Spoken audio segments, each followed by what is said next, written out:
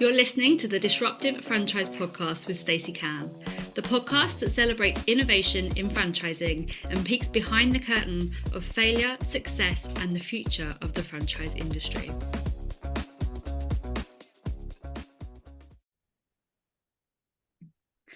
Hello, everybody. Welcome to the Disruptive Franchise Podcast. My guest this week is the fabulous recruitment trainer herself, Ali Braid. Hi, Ali. Oh, hi, Stacey, and thank you for that lovely intro there. I'm good. I'm very excited to be having this chat with you. So thank you for inviting me.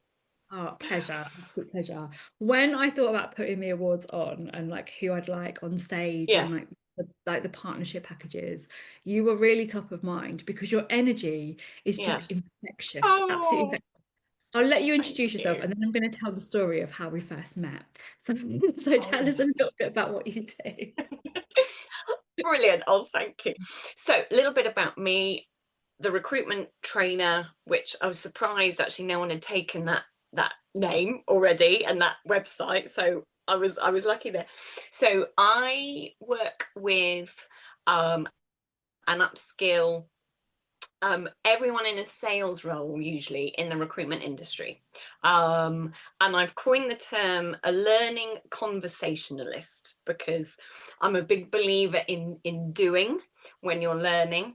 And yeah, it's not like listening to a lecture and just sitting there taking notes. I want people to be involved. That's really important to me. Because it also allows people to have fun. So I'm a big believer in having fun while you're learning, because actually a lot of research as well has shown that you remember more when you've enjoyed yourself, funnily enough. So that is me. I've been running the business for 9 years. I just had my 9-year anniversary a couple of weeks ago. And yeah, I still love it most of the time as a business owner. But I get to work with great people. Like you.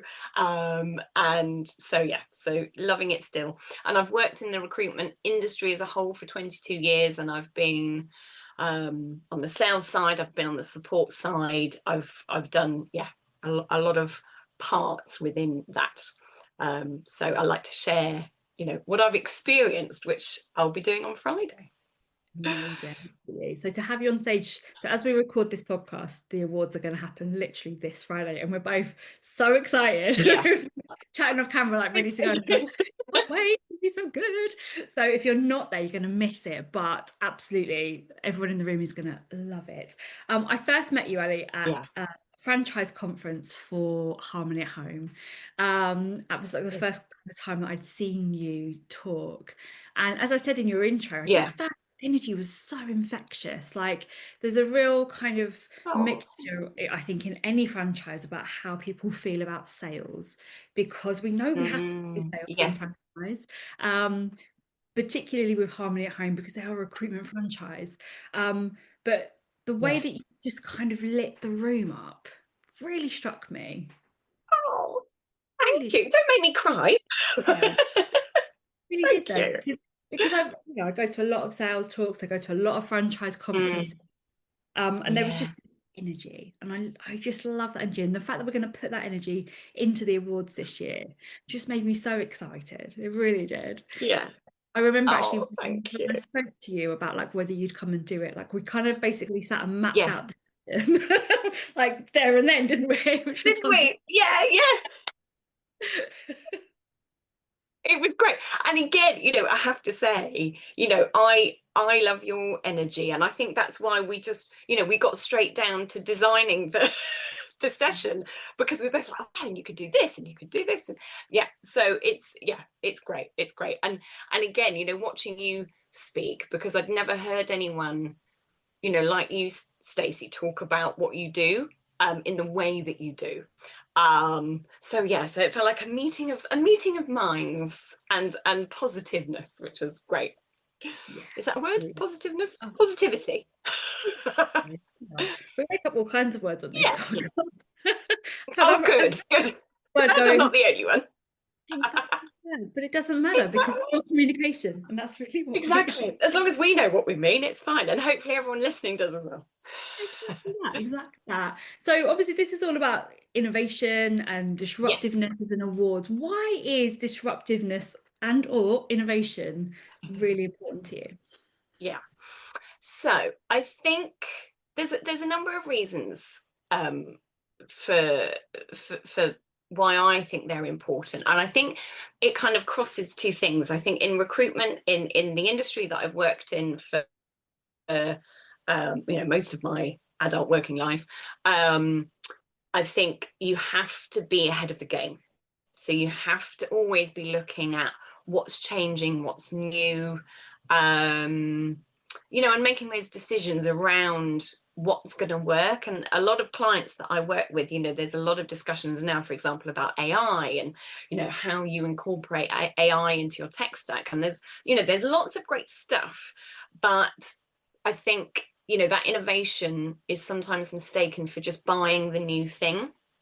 And actually sometimes we don't need the new thing, we just need to improve what we already have, which I'm sure you see a lot with the people you work with, right? So yeah, I think it's all about being aware of what's out there, but actually making the right choices for you and the right choices for your customers and your clients, but also as a business owner.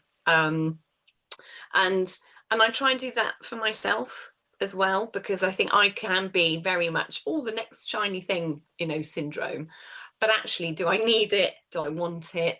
Is it going to serve me, in the way that I need it to? But then the other arm for me is kind of that learning piece.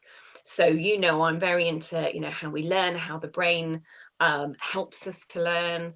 And again, the world of training and development is constantly changing, and the way that I used to train people 10-15 years ago is different now, which is a good thing, right? It's a good thing. And you have to move with the times, and you have to move with the scientific research. And I think if you are, it makes you the best you can be ultimately, which I think is what we're all striving for ultimately. So yeah. Completely agree with that. I think it is very much about kind of like I'm I'm a self-confessed marketing geek. I love marketing, I love franchise, but what I Yeah. really like the most is to Yeah. constantly be learning. And I have to be really careful that I Yeah. don't kind of just do the shiny object learning, like perpetual learner, and actually have to Oh, implement yes. for sure. But I think a lot of people are like that, aren't they? Like certain people that I attract to work Mm, with want to learn, but the skill is in the yes. implementation of the learning, isn't it? Yes. Yeah. That's the hard bit, right? Isn't it? Yeah. That's the hard bit. And I think you and I, as you say, we see that a lot. I think there's the openness to learning, which you need, but also, right, well, what are you going to do now, folks? You've taken this thing, but yeah, how do we implement that into the everyday? And again, I find that fascinating because we're looking at habit building, and how long does that take to do something automatically? And yeah, I've been reading around sort of testing, for example, and actually testing is a form of learning. So actually, it's not about testing that oh, I know all of this. It's actually you can test yourself continuously, because that is another way that we recall information.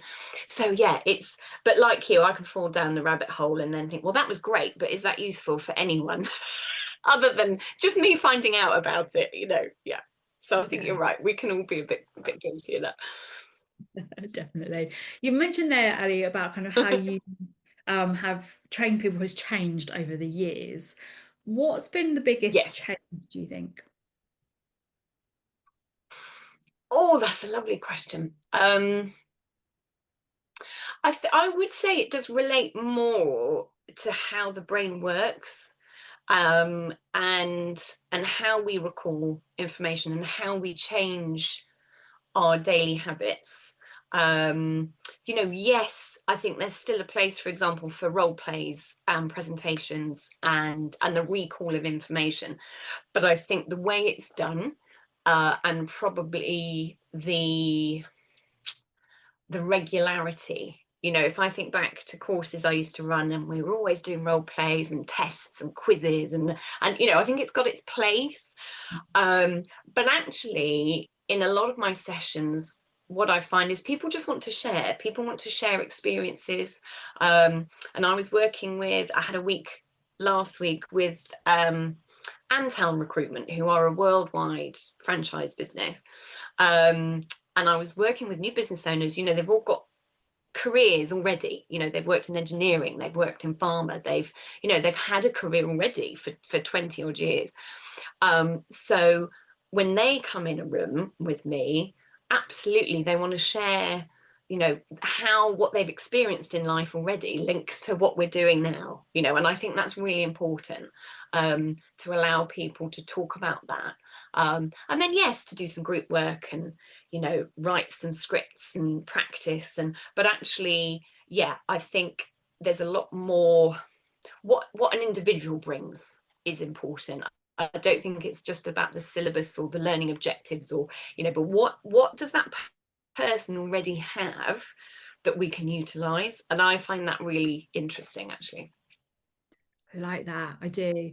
I think it's actually, to kind of link back into franchise point of view, from a franchise recruitment perspective, obviously the franchisor goes out and hopefully finds their ideal franchisee, you know, the ideal client profile. I think actually whenever I sit and do work with a franchisor, I'm like, oh, ideal client, oh, like, no, but it's the underpinning of everything, literally. Everything. Right in there. And it's about trying to find that ideal person and what they bring to the franchise as well, because as much as a franchisee is an individual candidate and an individual business in their own right, actually, you know, we all do well when we all do well. So when we bring in franchisees into franchise network, with really good key recruitment, it strengthens that whole brand, it strengthens that whole network, right? Yeah, I love that. And I think, you know, I've just written it down what you said, you know, we all do well when we do well. And I think that's, that is it for me. And whether you're a franchisor, whether you're a recruitment franchise business, whatever you're doing, that enjoyment and feeling of success is really important, isn't it? And I think, whether you're learning, whether you're starting your own business, but that's kind of it can keep you going when things aren't going so well, which again I will be sharing on Friday. But yeah, I love that. We all do well when we all do well.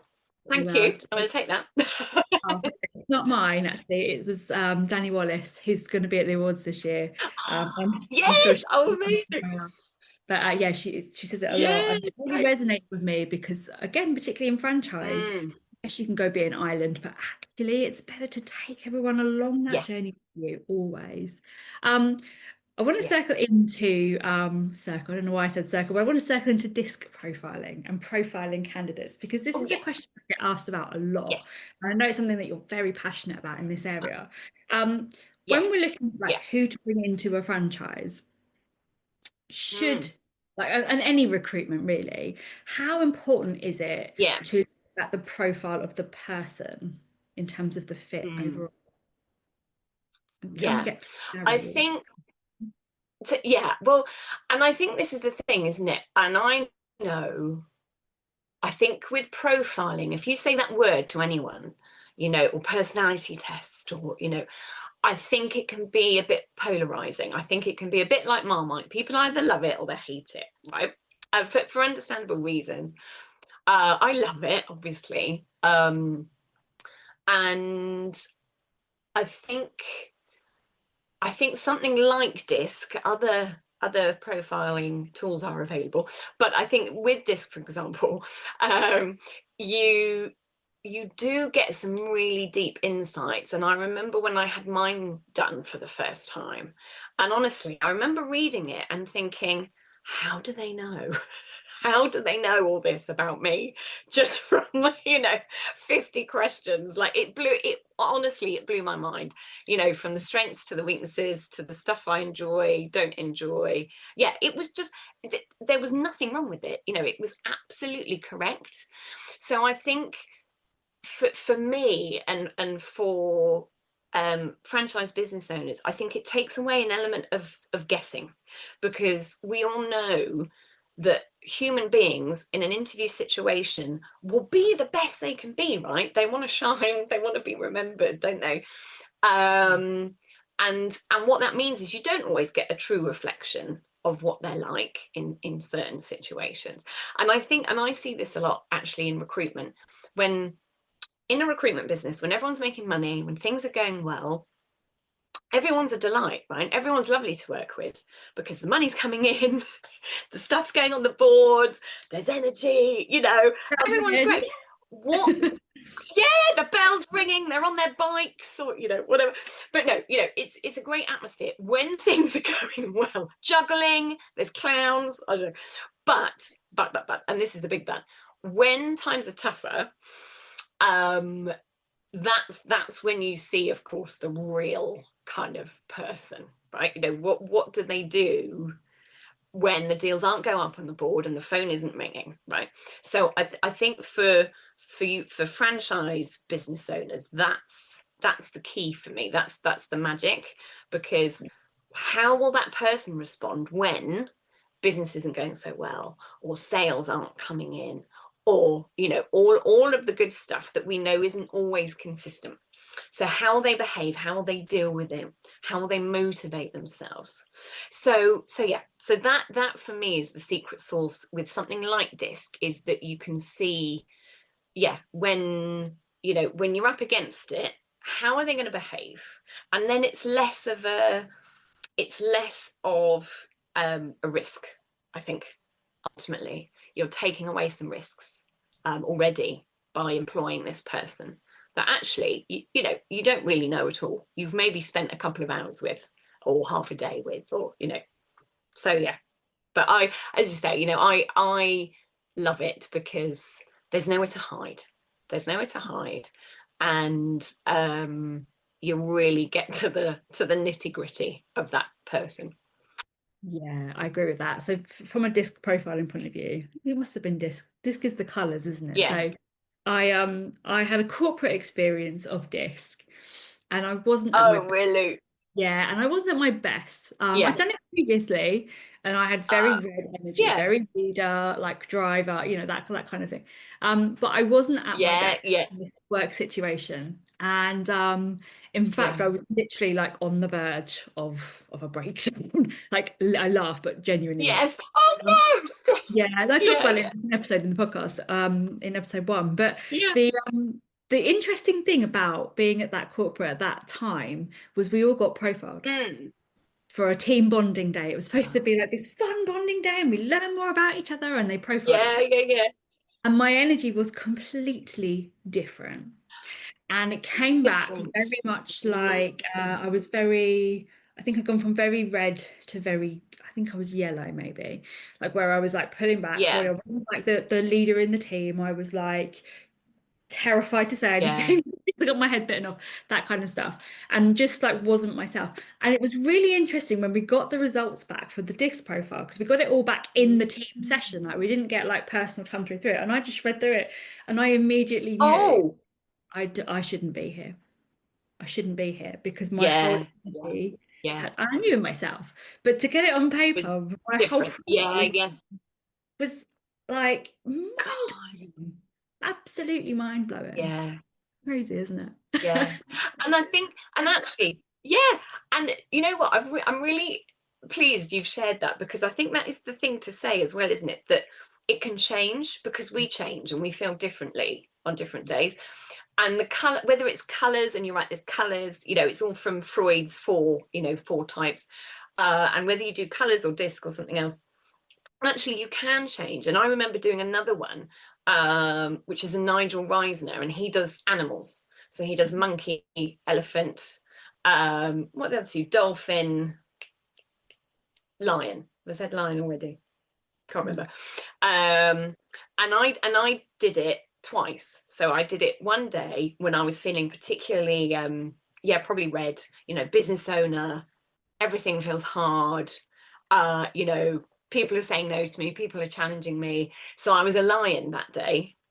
And then I did it another day, and I was a monkey, so playful and creative and all that stuff.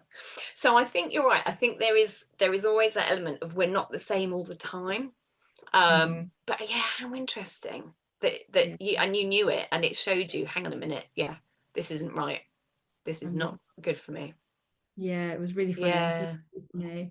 And actually, you could almost, having done a bit of work on it in a previous company, I could almost kind of say what I thought other people were. We had to like judge others and like say in a nicer way, what we think everyone is.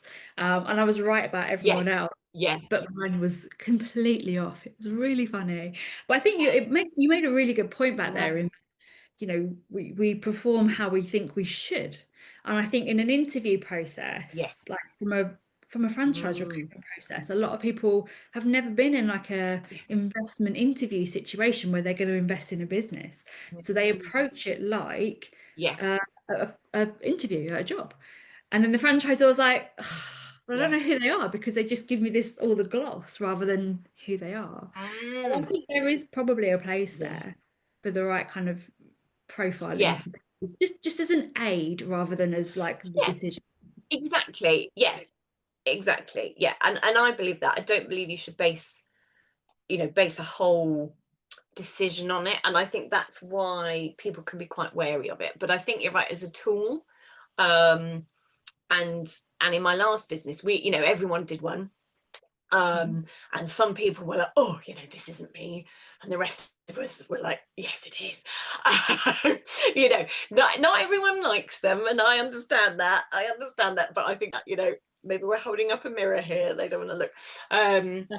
But what it did do actually was allow us as well to see each other's strengths and weaknesses. And again, sort of seeing it in black and white, we're like, oh my God, yeah, that is you and that is you. And again, it wasn't about being right or wrong, or that person's nicer than that person. It's all about we are all different, and how can we work together as a team. So like you said, I think for a franchisor to go, do you know what? You are the right mix for me, because your strengths are different to my strengths, which is what we're going to look at together on Friday. That's where the magic can happen, I think, because again, we don't want everyone who's like the franchisor. If you're recruiting anyone in any business, people that are just like you, that causes problems. So having that, that diverse approach, I think, is helpful for sure. Definitely. Yeah, it was interesting. So our recruitment day, at our franchise conference day for Daisy First Aid. Oh yeah. We did all of our profiles in a different system, and it was really interesting because we definitely have a type of person, in a really positive way, caring, safe space. It was really But nice. As MD, kind of can step back and go, I think we need some more of that type of person though, because the wheel isn't quite round. Yes, yeah. We've got maybe a flat wheel. I like that analogy. Yeah, exactly. Yeah. Well, that's it. And I think how interesting. And this is it. I think, I, for example, I know, because, and I was told this regularly as an employee, I'm not very detail focused. I like the big picture, and I get excited about the big stuff, and but sometimes the implementation gets lost, right? Because I just lose interest very quickly. Which is why my assistant Emma is amazing, because she brings me back on track. What about this? Have you thought about this? And I need that, and I know I need that, and someone to really slow down into what we're doing, because if she was just like me, nothing would ever get finished. so yeah, to pump up the tire, if we carry on with that analogy. I love that. I like that. We need to pump up the tire. I like it. I really do. Ali, in terms of what you do, obviously you see probably a very good side and a very bad side at times, as we all do with everything. Do you have like a big ick? Do you have like a big recruitment ick where you're like, oh, I hate it when they do that? Or not really? No, they're definitely there. Let me have a think. They're definitely there.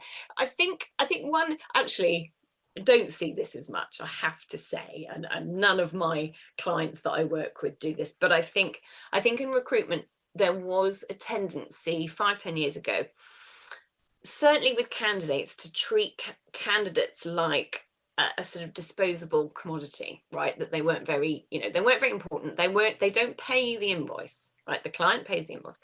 And I think sometimes what happens is it creates this sort of power imbalance. The client's here, the candidate's down here, and we're somewhere in the middle. And I think what's changed, which is a very good thing, is there's no power imbalance. There shouldn't be anyone that's more important than anyone else, because if you are a consultative recruiter, everyone in that process is important. And almost, the candidates now, if you don't have any candidates, you're not going to make any money. So when I'm working with people, I always say, look, ultimately, your candidates should be top of your list, that they're what brings in the revenue. So I think, yeah, definitely Nick was, kind of this very dismissive attitude to people that might be calling in or they might work with. As I say, that has definitely lessened over the years. But I think 20 odd years ago, I hope I was never like this as a recruiter. But yeah, I think candidates weren't seen really as people. They were seen as potential paychecks, but not given the support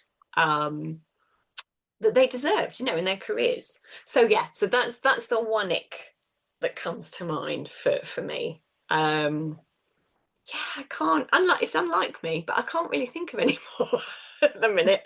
Yeah, that's probably it for now. All that pressure. Yeah, that's good though. I mean, Yeah. I know what you mean. Actually, I really do. And I think back to franchise, it's almost like, at the moment in franchise recruitment, as we sit and record this in 2025, like there is this huge need for more leads.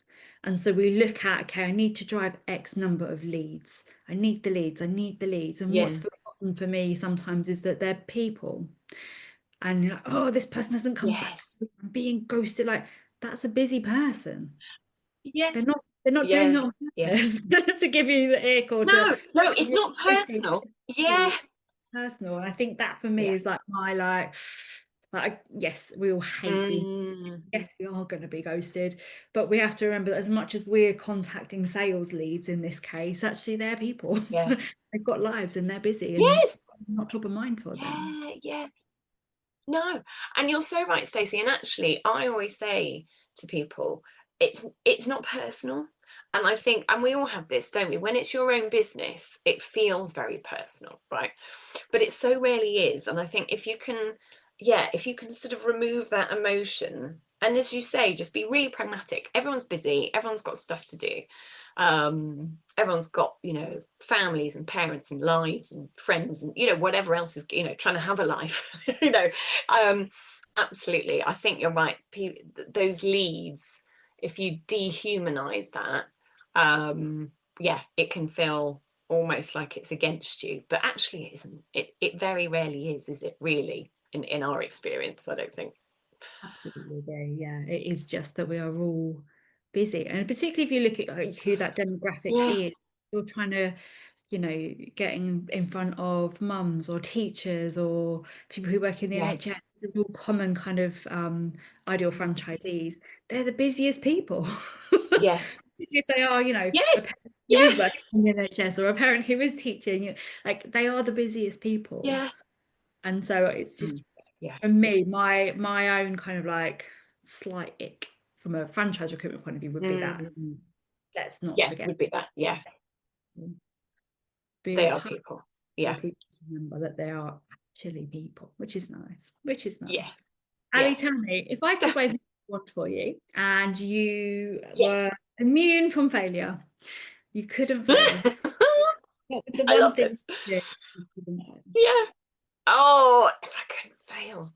And I've really been thinking about this because this question blows my mind, and I heard you ask this question the first time we met, and I haven't got over it really.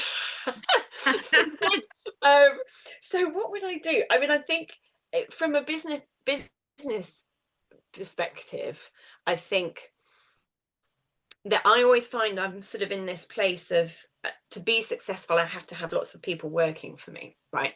But actually in training, that's quite hard. It's quite hard to have lots of people in the training business. So I think my kind of direction on that, if I couldn't fail, I think is more about community for me, and kind of building something that is valuable, is useful to recruiters. And it's training, but it's other things too. And maybe that's a space, maybe that's a kind of, a physical hub, because I think we're all still in that place of needing that. Well, I don't think we ever will be as human beings to not need to be together. So if I couldn't fail, I think it would be about building this kind of community training hub. It's not about having lots of me's, because that's not necessarily what anyone wants, but it's more about, having that community feel and that space for learning. So that would be my business one. And maybe following that through, because I know you said about the personal element as well, maybe as well more in the community, because I love where I live and we do have a great community. And there's lots of shops that are empty, as I know there are in lots of high streets right at the minute. So, what can we do with these empty shops? Is there something there, as well, around community and building spaces where people can be together and they can learn and help each other? So as I said, it really got me thinking about this, because you can just go anywhere you want, can't you? which is scary. And I know I've heard you talk about this, the fear. And it does give me the fear, but in a good way, in quite a freeing way, isn't it? So it's almost I love it, and I'm going to carry on it. Cool. Sorry. It's almost like the only limit is our own limit, is our own fear. Like if we can step out fear and let go of that fear of failure, what would we go and do? And then we kind of go, but this will happen and that will happen. It's easier to stay where I am, and safe. Your brain's job is literally safe from these huge ideas that might lead a tiger to jump out of a cave and eat us, because that's our primal instinct of protection. That's where we go. There we go. But what I love about the question, what I love about asking people, is that there's always like a little spark in someone's eye, and you just start to see that imagination start to let go and kind of and go a little bit more wild, which is so nice. And that's what you would do. Community is so important. And we talk a lot with a lot of guests about AI and things like that, and what that's going to mean in the future. And actually, AI is never going to replace the need for community, never, because we humans, humans to be around. So that. I just come back from Ideas Fest, and at Ideas Fest, the whole thing about Ideas Fest is community, because yes, we're told build an audience. If you want to sell things, you need to build an audience. So if you want to sell your training, you've got to build an audience. But actually what we need, not audience, is community, who will back us and champion us and make us and so we can. Interesting. I love it. Oh, well, thank you for sharing that. Right, I need to make some plans, I think. So thank you. Space for Ali's to be. We'll definitely be talking about it on the podcast. Exactly. I also really like the of using the space that's there already. I often walk past obviously every high street has all the empty shops, and for me, about what you would do, not what I would do, but for me, there's such a opportunity there with those empty shops and those empty spaces, and whether that is to drive in community, or it's we have a huge, without being political, a huge rising number of homeless people. Can we not get them in there just for and I know it's political and ownership, and I'm looking at the idea that there has to be a better use of the spaces that are there already. Of the space, totally. Absolutely. And there must be a way of doing it. I think we are thinking as a human race, I think we are obsessed with building new things rather than purposing what's already there. what's interesting about what we've already got. Yeah, totally. And yeah, as you say, I'm just thinking about our council, but yeah, there must be a way. Must be a way. So leave it with me, and I'll let you know how I'm doing this time next year. We'll have a love it. Ali, it's been a pleasure talking to you. Thank you so much for joining me today. Oh no, thank you so much. Loved it. How can people find you if they're listening and like, I need a bit more Ali in my life? How do they find you? Oh, thank you. If they do, so you can find me on LinkedIn, Ali Braid, like hair braid, 1L in the alley. I am on Instagram, so the Recruitment Trainer. So yeah, or you can just email me, ali@therecruitmenttrainer.co.uk. Would love to hear from your listeners, and yeah, if they want to ask me anything about DISC, anything about interviews, recruitment, yeah, I'm all ears, and I will do what I can to help. Amazing. Thanks, Ali. We'll put all the links in the show notes for you as well. Ali, thanks Brilliant. very much. Thank you so much. Thanks, Stacey. Before we finish up today, I'd love to just thank our podcast sponsors, Book When and Make Your Mark Podcast Agency, without whom this episode wouldn't have been possible. You can find more information on both amazing companies in the show notes. If you've enjoyed listening to today's episode, please also make sure that you hit the subscribe button, and I would absolutely love it if you left a review too. See you next time.